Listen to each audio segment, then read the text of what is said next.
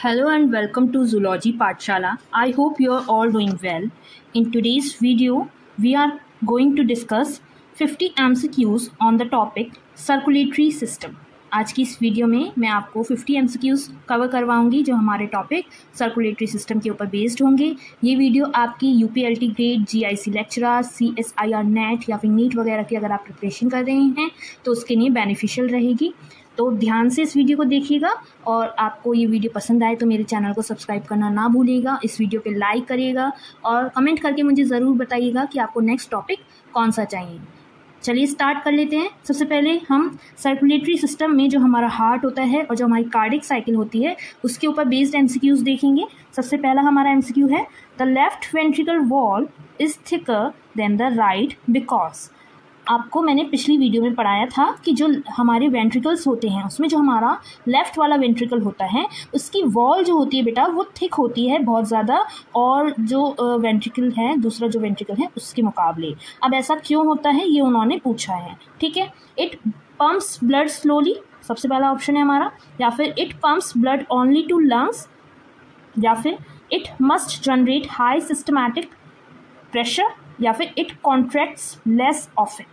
बेटा देखो, जो लेफ्ट वेंट्रिकल होता है उसका काम होता है कि वो प्रेशर जनरेट करे, ठीक है, और उसके बाद में वो जो ब्लड पंप करेगा वो हमारे सिस्टमैटिक सर्कुलेशन में जाता है। सिस्टमैटिक सर्कुलेशन वो होता है जिसमें हमारा ब्लड जो है वो हमारी पूरी बॉडी में जा रहा है, ठीक है, वो सिस्टमैटिक सर्कुलेशन हो जाता है, ठीक है। तो इसका हमारा राइट ऑप्शन हो जाएगा सी वाला, कि वो क्या कर रहा है, हमारे प्रेशर जो है क्रिएट कर रहा है जिससे कि हमारा सिस्टमैटिक सर्कुलेशन जो है हो पाए। उसमें बहुत तेज प्रेशर होने की वजह से उसकी वॉल जो है थिक होती है जिससे वो डैमेज ना हो इजीली। ओके, तो right option is C. Next देखते हैं। नेक्स्ट है हमारा, if the SA node fails pacemaker activity shifts to.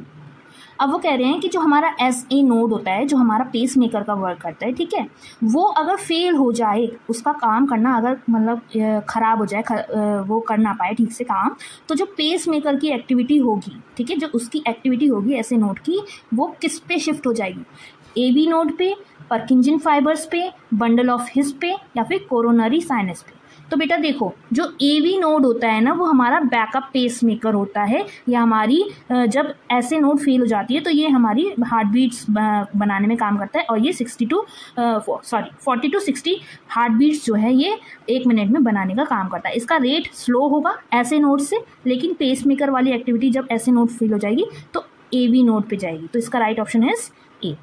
Okay, next देखते हैं। वो पूछ रहे हैं, duration of cardiac cycle is 0.8 second at rest because.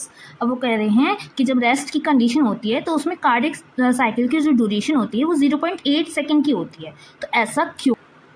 उन्होंने ऑप्शंस दिए हैं, equal time for atrial and ventricular contraction to maintain heart rate 72 beat per minute, या फिर SA नोड रिफ्रैक्टरी पीरियड, या फिर वेल्व डिले। तो बेटा देखो, जो हमारी हार्ट रेट है उसको 72 बीट पर मिनट मेंटेन करने के लिए जो है कि हमारा जो कार्डिक साइकिल होती है उसकी 0.8 सेकेंड जो हमारी ड्यूरेशन होती है वो रहती है हमारी रेस्ट की कंडीशन में, ठीक है। और जो इक्वल टाइम आर्ट्रियल और वेंट्रिकल कॉन्ट्रैक्शन का उन्होंने बोला है, ये इक्वल नहीं होते हैं, ठीक है, तो ये ऑप्शन हमारा गलत हो गया। और जो उनका रिफ्रैक्टरी पीरियड होता है वो भी इतना लंबा नहीं होता है, 0.8 सेकेंड्स का नहीं होता है, ठीक है। वेल्व डिले भी नहीं हो सकता क्योंकि ये तो सिर्फ 0.1 सेकेंड का होता है पूरे साइकिल में, तो फिर ये पूरे साइकिल को एक्सप्लेन नहीं करता। सिर्फ हार्ट रेट जो 72 बीट पर मिनट का जो ये मेंटेन रखने की साइकिल हो रही है, इसी वजह से जो है कि 0.8 की हमारी जो ड्यूरेशन होती है उसकी, ठीक है। नेक्स्ट देखते हैं, Which phase ensures ventricular filling before contraction? अब कौन सी फेज में जो है जो हमारे वेंट्रिकल्स हैं वो फिल हो जाते हैं उनके कॉन्ट्रैक्शन से पहले, सिकुड़ने से पहले? Atrial systole, ventricular systole, ventricular diastole, या फिर इसोवॉल्यूमेट्रिक कॉन्ट्रैक्शन। बेटा देखो, जो हमारा आर्ट्रियल सिस्टोल होता है ना, ये हमारा फिलिंग करने का वर्क करता है ना, 20 से 30% जो लास्ट में हमारा जो मान लीजिए गैप बचा है फिलिंग के लिए, जो जगह बची है उसको ये लास्ट पुश देने का काम करता है। तो हमारा इसका राइट ऑप्शन हो जाएगा ए वाला। आर्ट्रियल सिस्टोल जो होता है उसमें जो है हमारा वेंट्रिकल्स जो है फिलअप हो जाते हैं कॉन्ट्रैक्शन से पहले। ठीक है, right option is A. Next देखते हैं, cardiac output rises in exercise mainly due to. अब कार्डिक आउटपुट जो होता है वो एक्सरसाइज करने की वजह से बढ़ क्यों जाता है, उसमें मतलब राइज क्यों आ जाता है, ठीक है, इंक्रीज क्यों हो जाता है। उन्होंने ऑप्शन दिए हैं, blood pressure rise, increased heart rate and stroke volume, या फिर आर्ट्रियोलर डायलेशन ओनली, या फिर रिलैक्सेशन ऑफ वेंट्रिकल्स ओनली। तो बेटा देखो, जो हमारी कार्डिक आउटपुट का फॉर्मूला था वो मैंने आपको बताया था कि वो क्या होता है, हार्ट रेट और स्ट्रोक वॉल्यूम का होता है। तो जितनी ज़्यादा हार्ट रेट और स्ट्रोक वॉल्यूम की वैल्यू बढ़ेगी उतना ज़्यादा हमारा कार्डिक आउटपुट जो है बढ़ जाएगा। अब एक्सरसाइज के समय में क्या होती है, हमारी इंक्रीज हो जाती है हार्ट रेट, ठीक है, तो उतनी ही हमारी स्ट्रोक वॉल्यूम इंक्रीज हो जाएगी। तो इस वजह से इसका जो ऑप्शन हो जाएगा वो हमारा बी वाला हो जाएगा राइट ऑप्शन, कि जब इंक्रीज हार्ट रेट और स्ट्रोक वॉल्यूम होती है तो हमारी कार्डिक आउटपुट भी जो है वो बढ़ जाता है। ठीक है, नेक्स्ट देखते हैं हम। नेक्स्ट में पूछ रहे हैं, lowest chamber pressure is found इन। कौन से चैम्बर में सबसे लोएस्ट प्रेशर जो है कि देखा जाता है। उन्होंने बोला है right atrium, right ventricle, left atrium या फिर लेफ्ट वेंट्रिकल। बेटा जो राइट आर्ट्रियम होता है ना, जिसमें हमारा डीऑक्सीजनेटेड ब्लड आ रहा है हमारे बॉडी पार्ट से, उसमें सबसे लोएस्ट प्रेशर जो है कि देखा जाता है। ठीक है, इसमें मतलब कि जो हमारा वेन से जो रिटर्न आ रहा है डीऑक्सीजनेटेड ब्लड वो आता है और बहुत लो प्रेशर पे आता है। तो इसका राइट ऑप्शन हमारा हो जाएगा ए वाला। ओके, नेक्स्ट देखते हैं हम।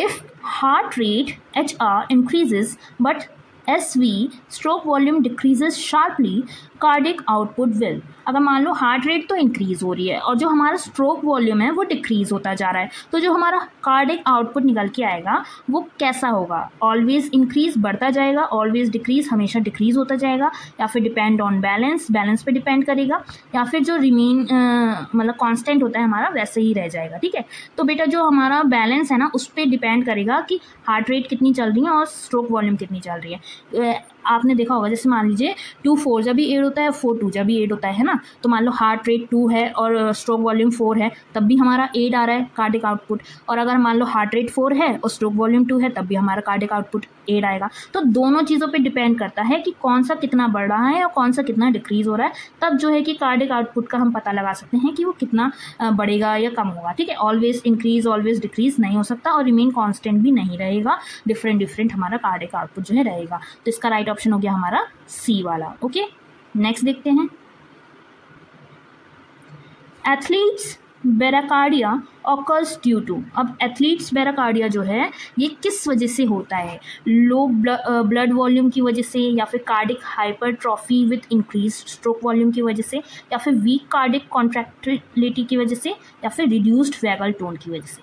बेटा देखो, जो कार्डिक हेटरोट्रॉफी होती है ना, जब वो हमारी स्ट्रोक वॉल्यूम इंक्रीज होती है तो उसके साथ में जो हमारी कार्डिक हेटरोट्रॉफी होती है उसकी वजह से हमें एथलीट्स बेराकार्डिया जो है ये हो जाता है। ठीक है, इसमें क्या होता है, एक बीट में ज़्यादा ब्लड जो है पंप होता है। ठीक है, जो एथलीट्स होते हैं वो ज़्यादा एंड्योरेंस वाली एक्सरसाइजेस करते हैं, रनिंग स्विमिंग वगैरह, तो उनकी हार्ट रेट जो होती है वो मतलब बहुत ज़्यादा मतलब एक तरह से ब्लड पंप करती है, बहुत ज़्यादा स्ट्रोक वॉल्यूम उनकी बढ़ जाती है। तो इसका राइट ऑप्शन हमारा क्या हो जाएगा, बी वाला। ठीक है, cardiac hypertrophy with increased stroke volume. ठीक है, नेक्स्ट देखते हैं। Which valve prevent back flow into left ventricle.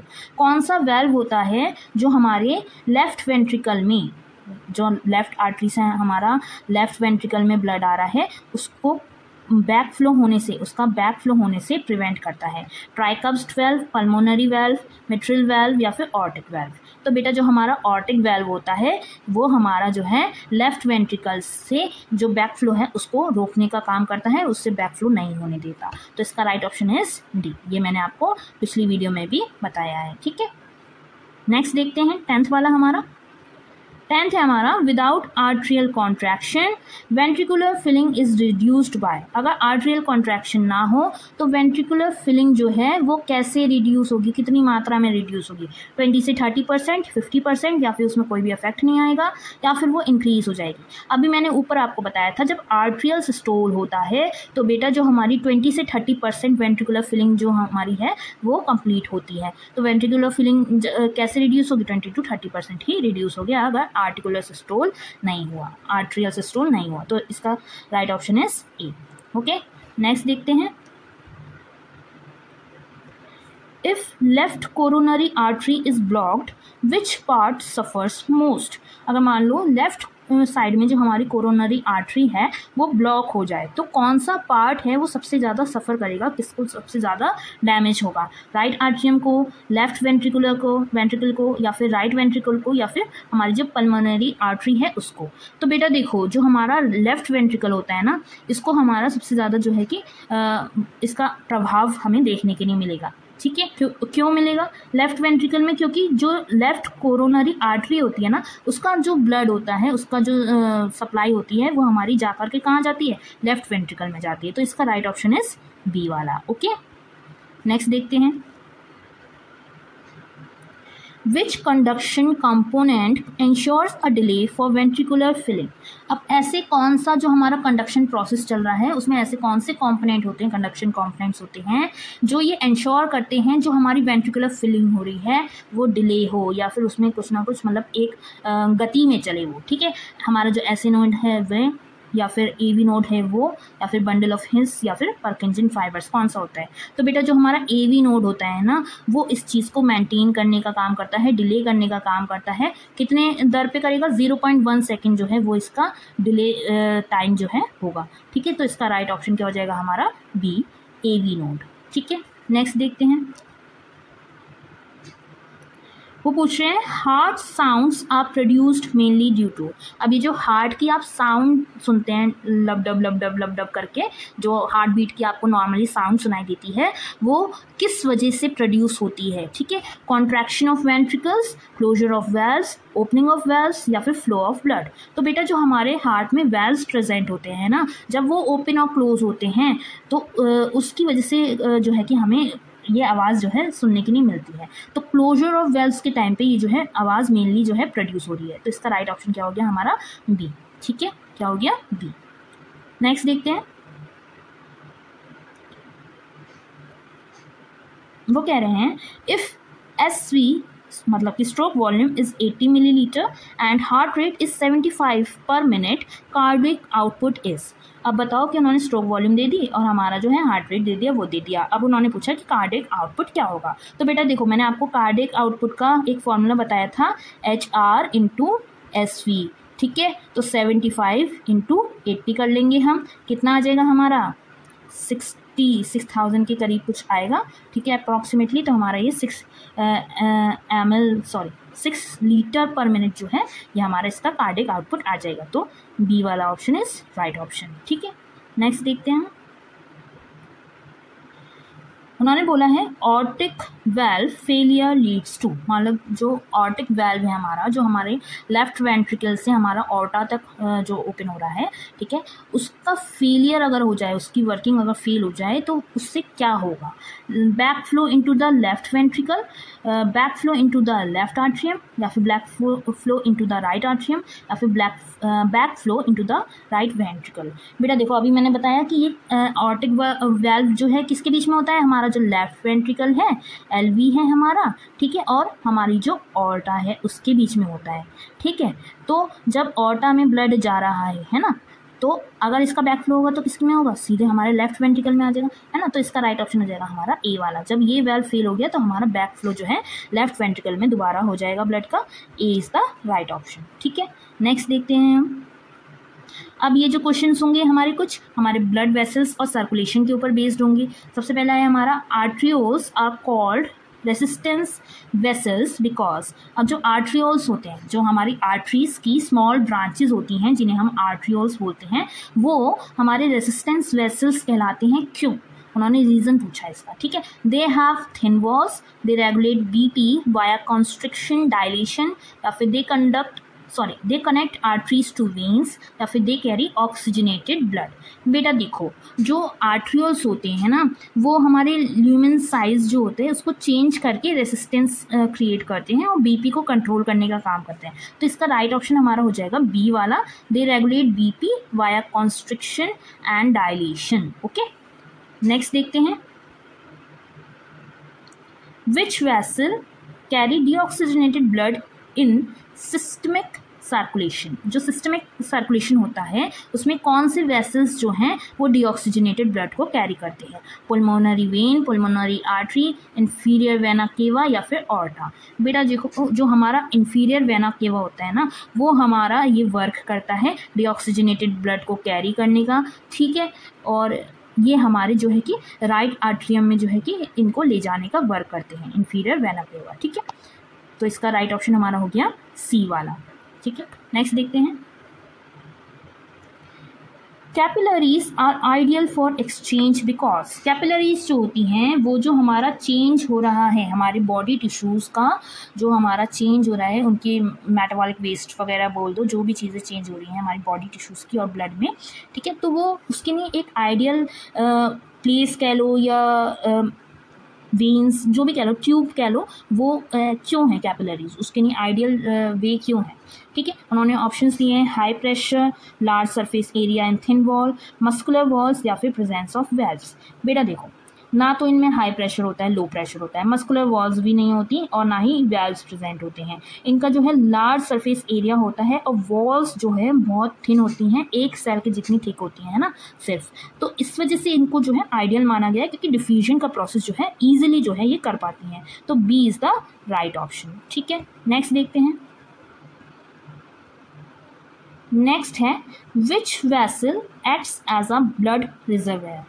जो ब्लड रिजर्वेयर की तरह वर्क करता है वो कौन सा वेसल है हमारा, ठीक है। आर्टरीज हैं, वेन्स हैं, आर्ट्रियोल्स हैं या फिर कैपिलरीज हैं। बेटा जो हमारी वेन्स होती हैं ना, वो हमारे ब्लड रिजर्वेयर की तरह वर्क करती हैं। यहाँ पे हमारा जो है 70% जो है ब्लड इन्हीं में जो है स्टोर रहता है ना, वेन्स में। तो इसका राइट ऑप्शन इज बी वाला, ओके, बी वाला इज राइट ऑप्शन। नेक्स्ट देखते हैं, पल्स प्रेशर इज। जो पल्स प्रेशर होता है वो क्या है? Difference between systolic and diastolic BP, या फिर एवरेज आर्ट्रियल प्रेशर, या फिर प्रेशर इन वेन्स, या फिर कार्डिक आउटपुट पर बीट।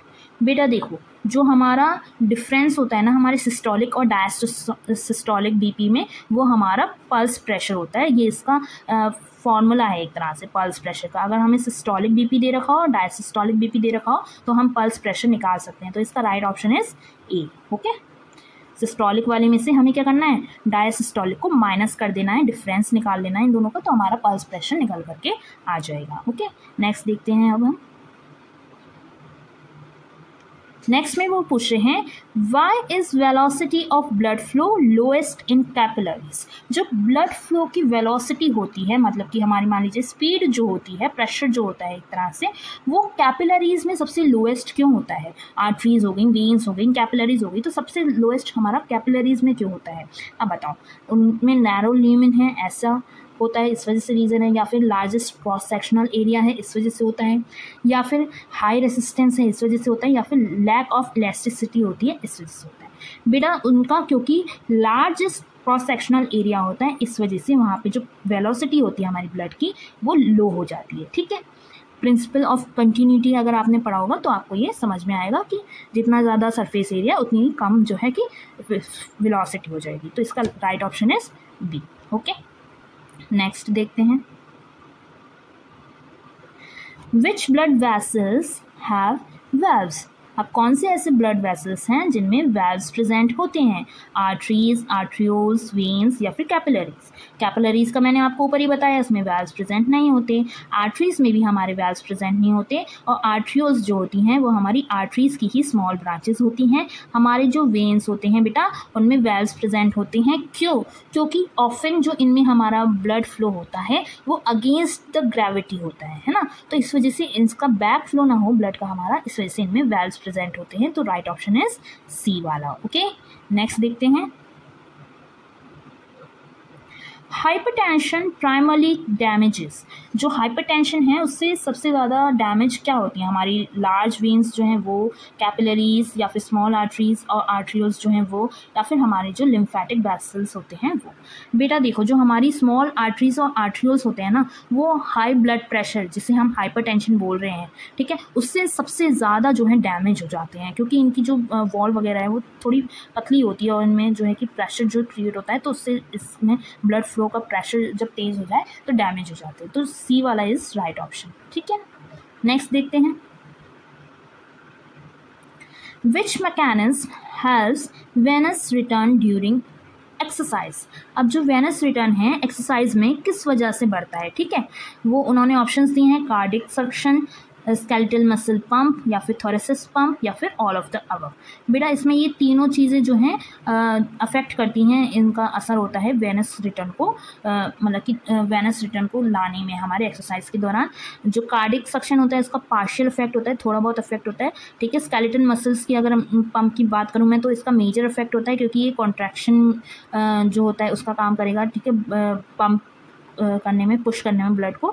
और थोरेसिक पंप की अगर मैं बात करूं तो इसमें हमारा जो नेगेटिव प्रेशर है ना वो बनाने का ये काम करता है। तो इसके तीनों जो ऑप्शन दे रखे हैं वो सही हैं, कुछ ना कुछ वर्क कर रहे हैं, तो ये डी वाला ऑप्शन जो है हमारा सही हो जाएगा, ठीक है। नेक्स्ट देखते हैं, which artery directly supplies the brain. कौन सी ऐसी आर्टरी है जो ब्लड का सप्लाई जो है डायरेक्टली हमारे ब्रेन तक कराती है, coronary artery, carotid artery, renal artery, या फिर पल्मोनरी आर्टरी। जो हमारी कैरोटिड आर्टरी होती है ना बेटा, वो हमारे ब्लड को ब्रेन तक सप्लाई कराने में हमारा मदद करती है, तो इसका राइट ऑप्शन इज बी वाला, okay.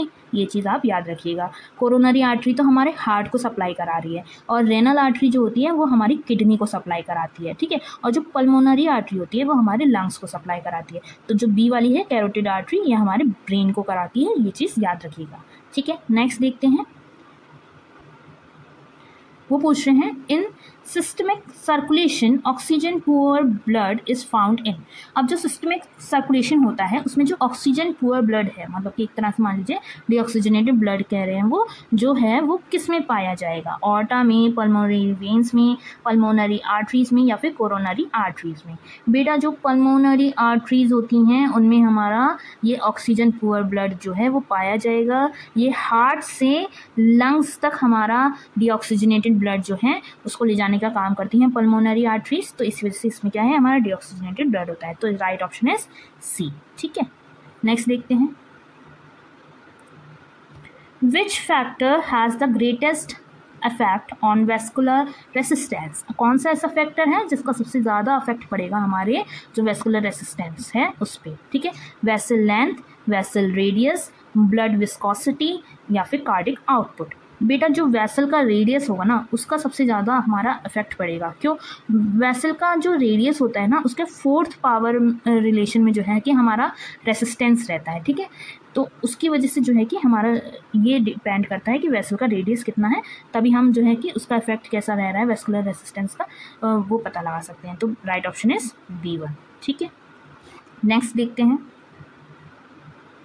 Blood pressure is highest in veins, capillaries, arteries, या फिर वेन्यूल्स। बेटा जो हमारा ब्लड प्रेशर होता है वो सबसे ज़्यादा हाईएस्ट हमारी आर्टरीज में रहता है, सबसे ज़्यादा हाईएस्ट रहता है। वेन्स और कैपिलरीज और वेन्यूल्स में उसका प्रेशर जो है लो रहता है, ठीक है। और कैपिलरीज में मॉडरेट होता है, वेन्स और वेन्यूल्स में जो है कि लो रहता है। इसमें क्यों होता है सबसे ज़्यादा? क्योंकि इसमें सिस्टोलिक और डायस्टोलिक पल्सेस जो है होते हैं, तो इस वजह से इसमें सबसे ज़्यादा हमारा प्रेशर रहता है। राइट ऑप्शन इज सी वाला, okay.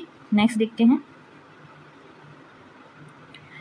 Baroreceptor that regulates BP are located in. अब जो BP रेगुलेट करने के लिए बैरोरिसेप्टर्स लगाए जाते हैं वो कहाँ लोकेटेड होते हैं, ठीक है। बैरोरिसेप्टर्स होते हैं, सॉरी लगाए जाते हैं बोल रही हूँ, वो कहाँ लोकेटेड होते हैं? कैरोटिड साइनस में, ऑर्टिक आर्क में, या फिर एसी नोड में और AV नोड में, या फिर कोरोनरी आर्टरीज में, या फिर पल्मोनरी वेन्स में। तो बेटा जो कैरोटिड साइनस और ऑर्टिक आर्क है वहाँ पे हमारे ये बैरोरिसेप्टर्स मौजूद होते हैं जो हमारे ब्लड प्रेशर को रेगुलेट करने में काम करते हैं। एसी नोड और AV नोड तो हमारे कंडक्शन वाले थे, है ना। और कोरोनरी आर्टरीज क्या करेंगी? सप्लाई वेसल्स हैं ये हमारी, है ना, सेंसरी नहीं है। रिसेप्टर्स मतलब कि कोई सेंसरी वर्ड रिलेशन हो रहा है ना, सेंसरी वर्ड से वो हो रहा है। पुल्मोनरी वेन्स का क्या है, ये बैरो रिसेप्टर्स नहीं होते हैं, ठीक है ना। तो इसका राइट ऑप्शन क्या हो जाएगा, ए वाला हो जाएगा हमारा, ठीक है। नेक्स्ट देखते हैं, during haemorrhage immediate BP compensation is by. जब हेमरेज की कंडीशन आ जाती है, ठीक है, तो उसमें जो इमीडिएट बीपी कंपेंसेशन होता है, जो बीपी बढ़ा चढ़ा है उसका जो पूरा कंट्रोल होता है, कंट्रोल का मैकेनिज्म होता है, वो किसके द्वारा होता है, increased urine output, baroreceptor reflex, erythropoiesis या फिर प्लाज्मा प्रोटीन सिंथेसिस। बेटा जो हमारा बैरोरिसेप्टर रिफ्लेक्स होता है ना, वो जो है कि इसका वर्क करते हैं, ये न्यूरल रिस्पॉन्स क्रिएट करने का वर्क करते हैं, जिससे कि बीपी कंपेंसेशन जो है हेमरेज के दौरान जो है होगा। Right option is B, okay, ठीक है। अब नेक्स्ट देखते हैं। नेक्स्ट हमारे कुछ ब्लड एंड रेगुलेशन पे मैंने एमसीक्यूज रखे हैं। सबसे पहले है हमारा, which plasma protein maintains osmotic pressure. कौन सा प्लाज्मा प्रोटीन होता है जो हमारे ऑस्मोटिक प्रेशर को मेंटेन रखने का काम करता है, एल्ब्यूमिन, ग्लोबुलिन, फिब्रोजिन या फिर हेमोग्लोबिन। बेटा जो हमारा एल्ब्यूमिन होता है ना, वो हमारा सबसे ज़्यादा जो है कंसंट्रेशन में जो है मौजूद होता है, और वही हमारा ऑस्मोटिक प्रेशर को मेंटेन रखने का काम करता है, ठीक है। ग्लोबुलिन जो होता है वो हमारा इम्यूनिटी को मेनली जो है रिस्पॉन्सिबल होता है उसके लिए, ठीक है। और फिब्रोजिन हमारा क्लॉटिंग प्रोटीन है, और हीमोग्लोबिन जो है वो आरबीसी के प्रोटीन्स हैं, प्लाज्मा के नहीं हैं, तो ये ऑप्शन तो वैसे ही गलत हो जाता है ना। तो राइट ऑप्शन इज ए वाला, ओके। नेक्स्ट देखते हैं, Which WBC is first to respond to infection? कौन सा ऐसा WBC होगा जो सबसे पहले कोई भी इन्फेक्शन अगर हमें होता है तो उसके लिए रिस्पॉन्ड करेगा, उसको मतलब कि देखेगा, ठीक है ना। न्यूट्रोफाइल्स, इसिनोफाइल्स, बेसोफिल्स या फिर लिम्फोसाइट्स। तो बेटा जो हमारे न्यूट्रोफाइल्स होते हैं वो हमारा ये प्रोसेस करेंगे, फेगोसाइटोसिस जो है कि ये करते हैं, जिससे कि इन्फेक्शन के लिए ये हमारे जो है कि रिस्पॉन्स करते हैं, ठीक है। ईसोनोफिल्स की अगर मैं बात करूं तो ये हमारे जो एलर्जीज हो गए या पैरासाइट्स होते हैं ना, उनके नहीं होते हैं। बेसोफिल्स की अगर मैं बात करूं तो ये हिस्टामिन रिलीज करने का वर्क करते हैं, है ना। और लिम्फोसाइट्स की अगर मैं बात करूं तो ये हमारे जो इम्यूनिटी रिस्पॉन्सेज होते हैं ना, उसमें काम करते हैं, ये हमारे जो इन्फेक्शन वगैरह है उसमें अभी काम नहीं करेंगे, ठीक है। तो राइट ऑप्शन इज ए वाला, ठीक है। नेक्स्ट है, which component of blood is essential for clotting. कौन सा ऐसा कॉम्पोनेंट है हमारे ब्लड का जो क्लॉटिंग के लिए एसेंशियल है। सबको पता है कि प्लेटलेट्स जो हैं वो सबसे ज़्यादा एसेंशियल है, ठीक है, यही जो है प्लग बनाने का काम करते हैं। तो राइट ऑप्शन इज बी वाला, ओके। नेक्स्ट देखते हैं,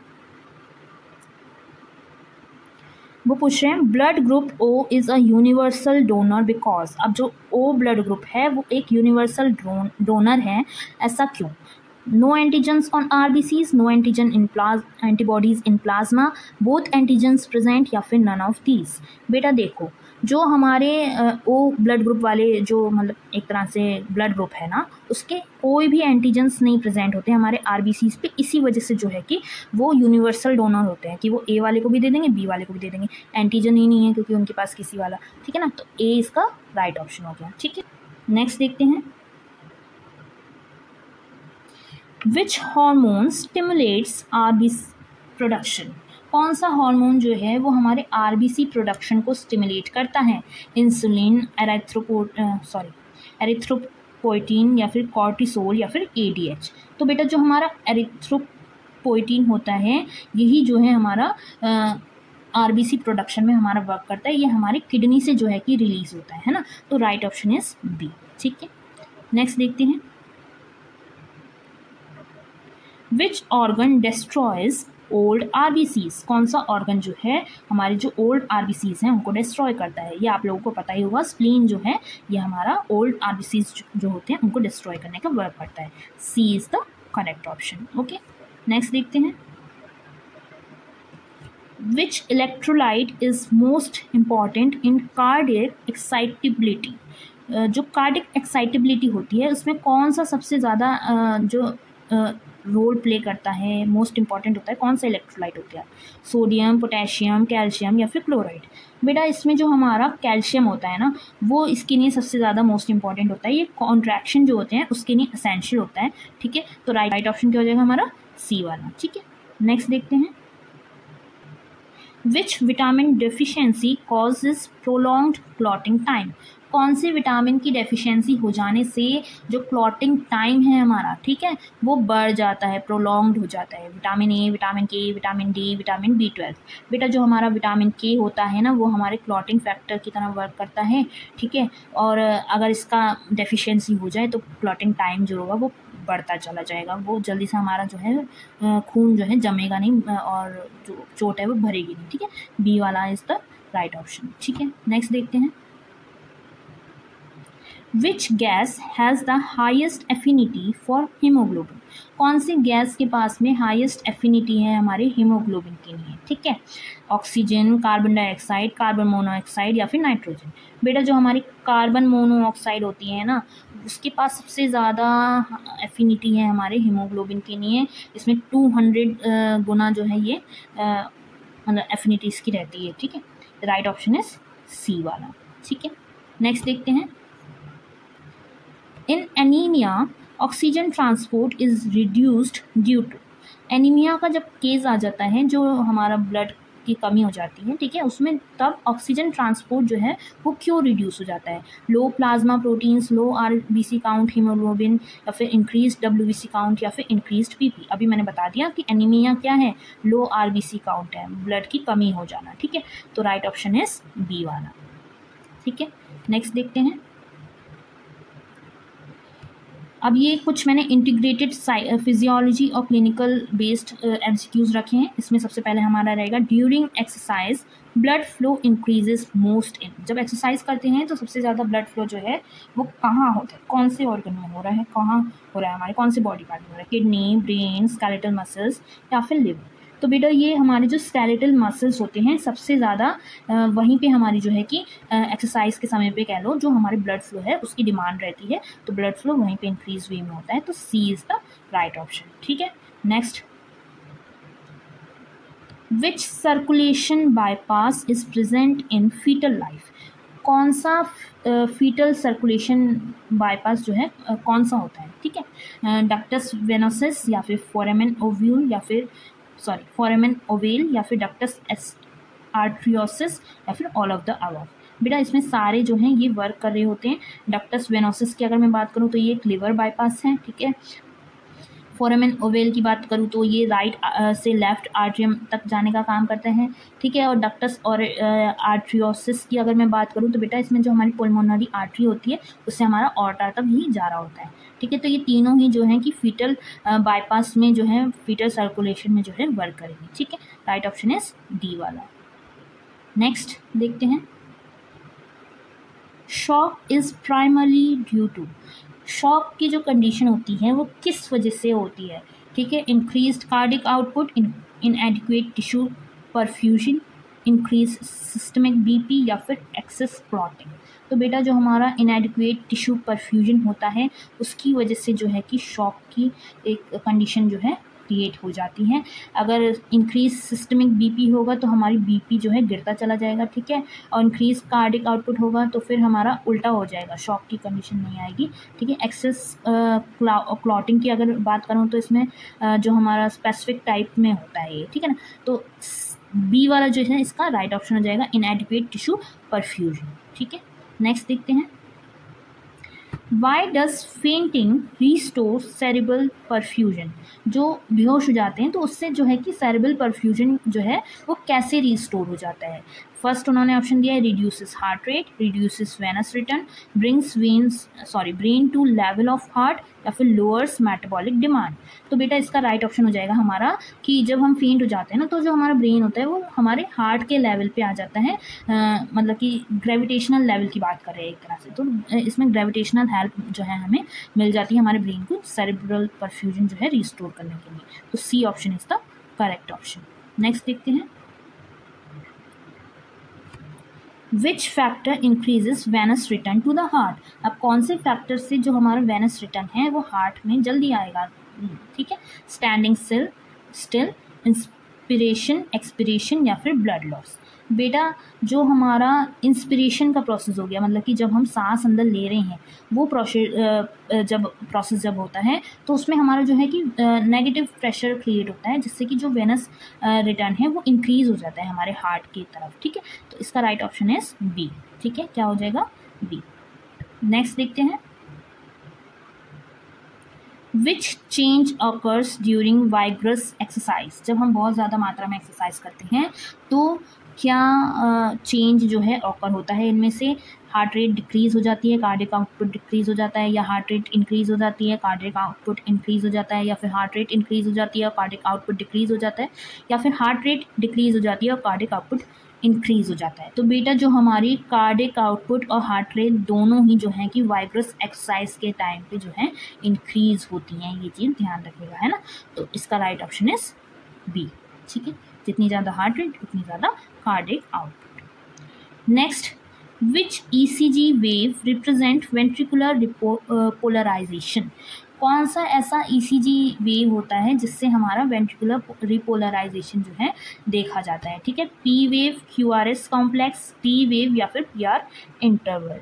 तो जो हमारी टी वेव होती है ना बेटा, वो इस चीज़ को रिप्रेजेंट करती है वेंट्रिकुलर रिपोलराइजेशन में। ठीक है, तो इसका राइट ऑप्शन इज सी वाला। ठीक है, जो पी वेव होती है वो हमारी आर्ट्रियल डिपोलराइजेशन की मतलब रिप्रेजेंट कर रही है, और क्यूआरएस कॉम्प्लेक्स की अगर मैं बात करूँ तो ये वेंट्रिकुलर डीपोलराइजेशन का रिप्रेजेंट करता है, रीपोलराइजेशन को रिप्रेजेंट नहीं कर रहा है। ठीक है ना।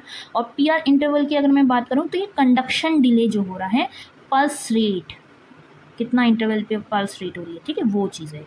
तो राइट ऑप्शन है सी वाला। ओके, नेक्स्ट देखते हैं, Which abnormal sound is heard in valve defects? कौन सी ऐसी abnormal जो साउंड होती है वो हमें सुनाई पड़ती है अगर हमारे हार्ट के किसी वेल्व में डिफेक्ट आ जाए कोई? ठीक है, मरमर, लब, डब या फिर गलब। ठीक है, तो बेटा जो मुर करके हमें जो साउंड होती है वो सुनाई देती है, इसमें जो हमारा टर्बुलेंट फ्लो होता है ना वेल्व डिफेक्ट की वजह से वो क्रिएट होने लगता है, तो इस वजह से हमें मरमर करके आवाज़ सुनाई देती है। A is the right option. ठीक है, next, which compensatory mechanism is activated in heart failure. Heart failure के दौरान कौन सा कंपेंसेटरी मैकेनिज्म जो है एक्टिवेट हो जाता है? Sympathetic stimulation, renin angiotensin system, या फिर एडीएच सक्रीशन, या फिर ऑल ऑफ द अबव। बेटा जो हमारे ये तीनों ही चीज़ें हैं ना, ये इस समय में हमारे जो है एक्टिवेट होती हैं। सिस्टमैटिक स्टिमुलेशन की अगर मैं बात करूँ तो ये हमारी टेरिकार्डिया या फिर वैसो कॉन्स्ट्रिक्शन जो होते हैं उसका वर्क करेंगे। ठीक है, रेनिन एंजियोटेंसिन सिस्टम की अगर मैं बात करूँ तो ये जो हमारा बीपी है, जो हमारी ब्लड वॉल्यूम है, उसको इंक्रीज़ करने का काम करता है, उसको बढ़ाता है। ठीक है, एडीएच सक्रीशन की अगर मैं बात करूँ तो ये हमारे जो वाटर रिटेंशन की प्रोसेस है उसमें हमारी जो मदद करेंगे। ठीक है, तो ये तीनों ही वर्क कर रही हैं, तो इसलिए right option is all of the above. ठीक है, नेक्स्ट देखते हैं, लास्ट वाला हमारा 50th वाला जो रहेगा आज के लिए लास्ट एमसीक्यू है। Cardiac index is cardiac output divided by heart ratio, heart rate, cardiac output divided by body surface area, stroke volume divided by heart rate, या फिर heart rate divided by stroke volume. बेटा जो हमारी cardiac output हमारे body surface area से जब हम divide करेंगे तो हमारा जो है कार्डियक इंडेक्स जो है निकल करके आता है, ये इसका राइट ऑप्शन हो जाएगा बी वाला। ठीक है, यही थे आज के हमारे 50 MCQs सर्कुलेटरी सिस्टम के ऊपर। आई होप आपको ये MCQs अच्छे से समझ में आए होंगे और आपको ये वीडियो अच्छी लगी होगी। मेरे चैनल को सब्सक्राइब करना ना भूलिएगा, मैं दोबारा बोल रही हूँ। और काफ़ी लोग जो है वीडियो देखते हैं, मुझे व्यूज़ दिखते हैं, लेकिन लाइक उतने नहीं आते। मुझे समझ नहीं आ रहा कि आपको कंटेंट पसंद नहीं आ रहा है या क्या बात है, तो लाइक भी ज़रूर कर दीजिए अगर आपको ये वीडियो पसंद आई हो। और मुझे नेक्स्ट टॉपिक आप कौन सा चाहेंगे ये भी कमेंट करके ज़रूर बताइएगा। अगर आपको ये PDF चाहिए, इसके किसी भी नोट्स की PDF चाहिए, तो आप मुझे टेलीग्राम चैनल पर ज्वाइन कर सकते हैं। वहाँ पे मैं आपको इसकी PDF जो है प्रोवाइड करा दूँगी। ऐसी ही वीडियोज़ के लिए स्टे ट्यून। Bye bye.